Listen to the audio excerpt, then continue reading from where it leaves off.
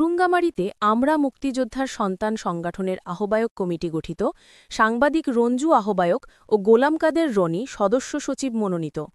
আজিজুল হকের পাঠানো মাসান টিভির বিস্তারিত রিপোর্ট। কুড়িগ্রামের ভুরুঙ্গামারীতে স্বতন্ত্র স্বেচ্ছাসেবী সংগঠন আমরা মুক্তিযোদ্ধার সন্তানের আহ্বায়ক কমিটি গঠন করা হয়েছে। শুক্রবার বিকেলে ভুরুঙ্গামারী নেহালউদ্দিন পাইলট বালিকা উচ্চ বিদ্যালয়ের হলরুমে এক আলোচনা সভায় সর্বসম্মতভাবে এই কমিটি অনুমোদন দেয়া হয়।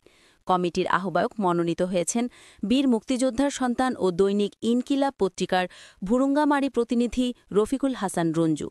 সদস্য সচিব হিসেবে দায়িত্ব পেয়েছেন বীর মুক্তিযোদ্ধার সন্তান AKM গোলাম কাদের রনি। অনুষ্ঠানে আমন্ত্রিত অতিথি হিসেবে উপস্থিত ছিলেন ভুরুঙ্গামারী প্রেসক্লাবের যুগ্ম সাধারণ সম্পাদক শামসুজ্জোহা সুজন।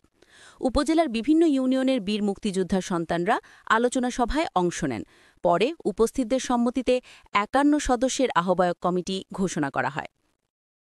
আহ্বায়ক রফিকুল হাসান রঞ্জু বলেন, মুক্তিযোদ্ধারা জাতির শ্রেষ্ঠ সন্তান। আমরা মুক্তিযোদ্ধার সন্তান সংগঠনটি সম্পূর্ণ নির্দলীয়।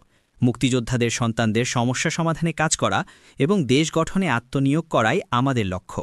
পাশাপাশি জীবিত মুক্তিযোদ্ধাদের যথাযথ সম্মান নিশ্চিতেও আমরা কাজ করব।